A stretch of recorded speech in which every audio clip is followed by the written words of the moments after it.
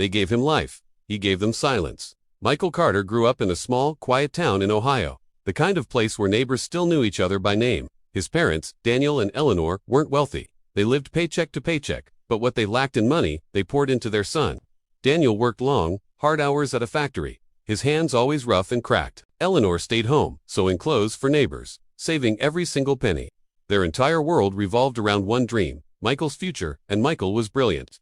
Teachers praised him, and his parents believed he was destined for greatness. They sacrificed everything. When Michael got into a prestigious university, Daniel sold his old truck. Eleanor stopped buying new clothes. They skipped meals so their son could afford books. "Don't worry about us," Eleanor would say with a smile. "Just focus on becoming someone." Michael promised he would never forget them. Years passed. Michael became a huge success. He had a corporate job, a luxury apartment in New York, a whole new life. And slowly, his parents faded from his priorities. Calls became shorter, visits became rare. Eventually, silence took over.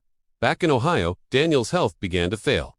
Arthritis bent his back. Eleanor's eyesight weakened.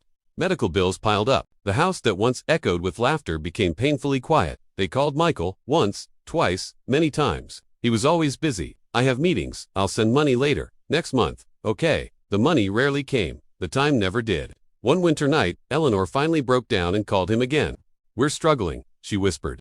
"Your father's medicine." Michael sighed, irritated. "Mom, I can't deal with this right now. You always sound so negative. Figure it out like you always do." The line went dead.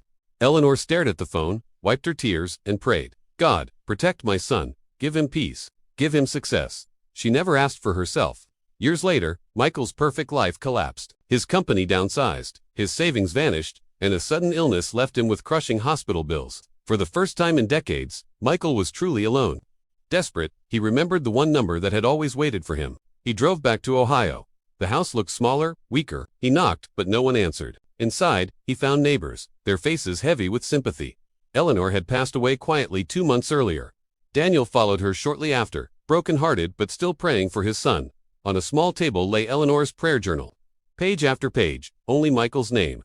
"Protect my son. Forgive him. Bless his future." Never once did they curse him. At the funeral, Michael stood alone, consumed by regret. He understood too late that his parents' love was the silent force that had lifted him up. Parents may forgive silently, but time never forgives delay.